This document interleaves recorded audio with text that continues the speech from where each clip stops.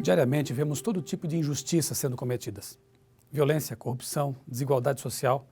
Muitos são tentados a pensar que não há solução e que o mal prevalecerá para sempre.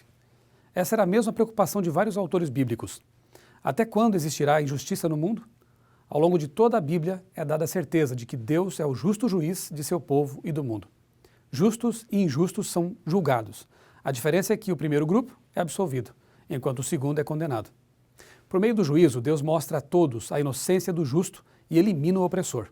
Neste estudo, veremos o que a Bíblia diz, o que a Bíblia ensina sobre o juízo final. Também descobriremos quando esse juízo começa. O fato de que todas as pessoas serão julgadas por Deus é um dos principais ensinos da Bíblia. Paulo fala sobre isso, fala sobre o dia em que Deus, por meio de Cristo, julgará os segredos dos homens. E ele acrescenta que todos compareceremos perante o tribunal de Deus. Em Apocalipse 22, verso 12, Jesus diz o seguinte: Eis que venho em breve. A minha recompensa está comigo e retribuirei a cada um de acordo com o que fez.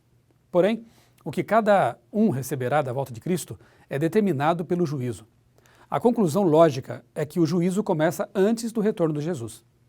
Mas existe alguma evidência mais clara disso? Sim, e é o que vamos ver a seguir. No estudo 21, analisamos brevemente a visão de Daniel 7.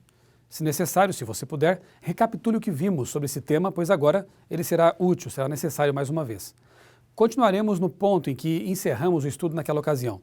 Como já vimos, Daniel 7 apresenta a seguinte sequência desde os tempos de profeta: Babilônia, Medo-Pérsia, Grécia, Roma, chifre pequeno, juízo no céu e reino de Deus.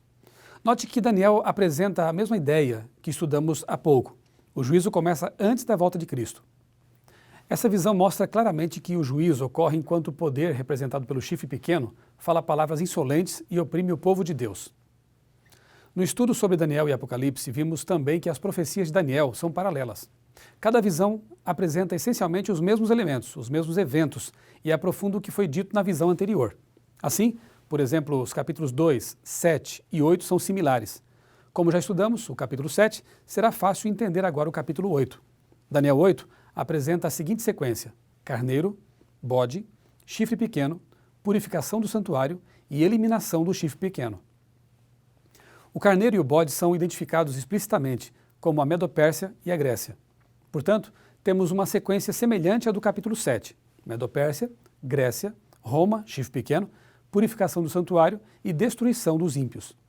Babilônia não aparece, pois quando Daniel teve essa visão, ela não mais existia. As semelhanças entre o chifre pequeno do capítulo 7 e o chifre pequeno do capítulo 8, a começar pelo símbolo, mostram que ambos representam o mesmo poder. Porém, o Império Romano e o chifre pequeno do capítulo 7 são unidos no capítulo 8 em apenas um símbolo. Esse fato não interfere nas ideias básicas do estudo atual. Em Daniel 7, o chifre pequeno fala palavras insolentes, tenta mudar os tempos e a lei de Deus, e persegue o povo de Deus. Em Daniel 8, o mesmo poder se levanta contra o santuário de Deus. Observe, no entanto, que o chifre pequeno atua até muito depois do Império Romano, portanto, da existência do santuário israelita. Portanto, também, esse santuário só pode ser o santuário celestial. Nesse juízo, livros de registros são investigados. Já vimos que nos juízos do Antigo Testamento, justos e injustos eram julgados. Os justos eram absolvidos e os injustos condenados. O mesmo ocorre na profecia de Daniel.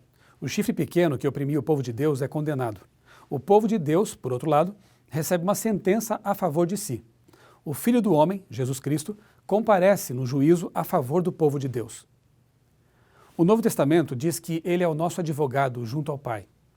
Todos aqueles que têm o nome escrito no livro de Deus, que no Novo Testamento é chamado de livro da vida, são salvos no tempo do fim e recebem a vida eterna.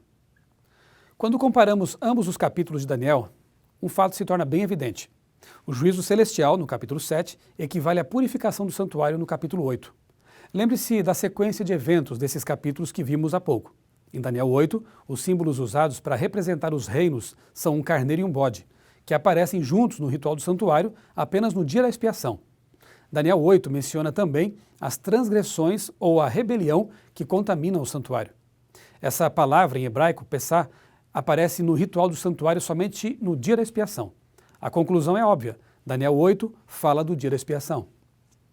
Depois de descrever os ataques do chifre pequeno a Deus e ao santuário, Daniel 8 apresenta a seguinte pergunta: quanto tempo durarão os acontecimentos anunciados por esta visão?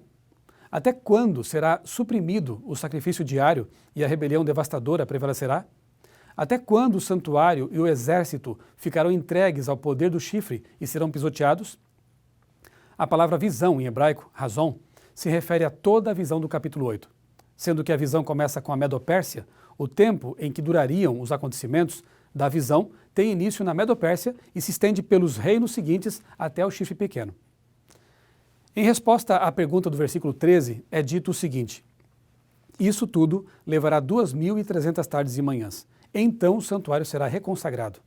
Tarde e manhã é o período de um dia, de acordo com textos como, por exemplo, Gênesis 1, versos 5, 8, 13, 19, 23 e 31. Mais especificamente, tarde e manhã representa um dia no santuário. Mas esses dias não podem ser literais, pois 2.300 dias, na visão, se estendem da Medopérsia até muito depois do Império Romano. A chave para essa dificuldade é o fato de que, nas profecias simbólicas de Daniel e Apocalipse, um dia equivale a um ano. A palavra dias, em hebraico ion, é sinônima de anos. Em muitos textos em que aparece a palavra dias, ela é traduzida como anos. Em algumas profecias simbólicas, é dito explicitamente que dias representam exatamente anos. Portanto, 2.300 dias representam 2.300 anos. Isso é confirmado pelo fato de que a visão se estenderia até o tempo do fim, como diz Daniel capítulo 8, verso 17, ou a dias ainda muito distantes, conforme o verso 26.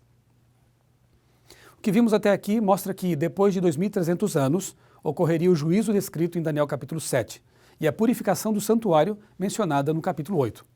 Mas Daniel 8 não diz exatamente quando começaria o período de 2.300 anos. Conforme já vimos, a visão do capítulo inteiro é chamada de razon. Porém, a parte sobre os 2.300 anos é chamada de maré. Daniel diz que não foi capaz de entender essa parte da visão.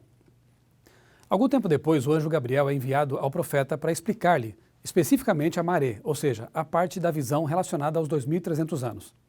É por isso que a profecia no capítulo 9 trata apenas de períodos de tempo. Gabriel explica que dentro de 70 semanas, Jerusalém seria restaurada, o santuário celestial seria dedicado ou ungido e o Messias, o príncipe, viria. Esse período começa com a saída da ordem para restaurar e edificar Jerusalém. Restaurar uma cidade significa devolvê-la aos proprietários originais e restabelecer sua ordem civil. O evento se cumpriu com o decreto de Artaxerxes I, em 457 a.C. Esse decreto é o ponto de partida para a contagem das 70 semanas e dos 2.300 anos. Todos os estudiosos, até mesmo aqueles que não acreditam na veracidade de Daniel, reconhecem que 70 semanas representam semanas simbólicas. Isto é, 70 semanas ou 490 dias literais equivalem a 490 anos. Também já vimos que nas profecias simbólicas, um dia representa um ano. As 70 semanas se estendem de 457 a.C. a 34 depois de Cristo, passando pelo Messias, Jesus Cristo, e chegando até a pregação do Evangelho aos gentios. Os 2.300 anos começam junto com as 70 semanas, em 457 a.C. Se contarmos 2.300 anos a partir dessa data, chegamos ao ano de 1844. Nesse ano, começaria então o juízo e o dia da expiação, que são o mesmo evento. Daniel 7 e 8 não apenas falam que o dia da expiação é o juízo, mas apresentam o ano em que esse evento começa. A mensagem do juízo deve nos levar a profunda reflexão e, inclusive, a arrependimento pelo pecado. Mas para aqueles que aceitaram verdadeiramente a Cristo, o juízo é parte do Evangelho eterno, ou seja, as boas novas da salvação. Para esses, o juízo traz segurança e não medo. O juiz, que é Deus, e o advogado, que é Jesus, estão ao nosso lado. Quem está salvo em Cristo não é condenado. Ao contrário, o juiz traz uma sentença a favor do povo de Deus. Poderia haver boas novas melhores do que essas?